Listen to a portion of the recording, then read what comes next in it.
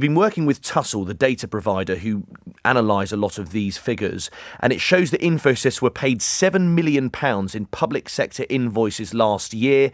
For context, that's up from £4.7 million in 2022.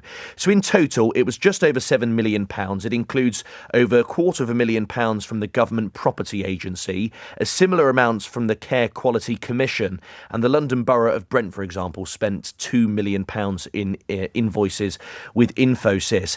Sums being spent mostly on consultant fees and information communication technology. What is also interesting is, in addition to many of these wins, the company's also won spots on a number of frameworks in recent years. Now, that doesn't give you a guarantee of work, but as Tussle point out, it can give you the edge in winning contracts in the future. So two of those, James, for example, there's the NHS Shared Business Services £250 million intelligence automation framework.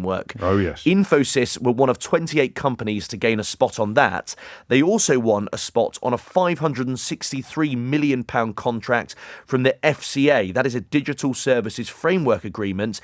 Infosys was one of the companies appointed last year to that particular board. Speaking with me earlier, Labour's Jonathan Ashworth said that taxpayers deserve answers. Oh, you can demand answers, and indeed we do, but it doesn't necessarily mean that this is bad value for money for the taxpayer. That the other problem is that some of that money will make its way into the Prime Minister's wife's bank account. Yes, and look, I think the issue is, James, you're right, there's no sense of impropriety here, or no sort of, certainly from these figures. However, it is that close link with Akshata Murthy and that constant talk that with regards to Rishi Sunak's involvement. So, I mean, just to give you some examples, James, between 2012 and 2023, Infosys has been awarded government contracts worth over £100 million.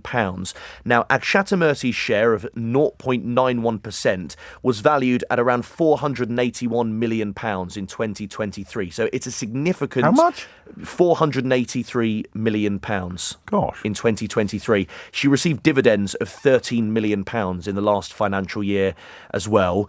As we referenced, her father co-founded it in 1981. Important to point out, the Cabinet Office have responded to our story. They've said all contracts are awarded following an open and fair process, and decisions are rigorously scrutinised. Ministers do not take part in the evaluation or selection of winning bidders. They also point out that ministers do declare interests and that there are steps taken to ensure there are no conflicts of interest. But certainly eyebrows being raised by the Labour Party.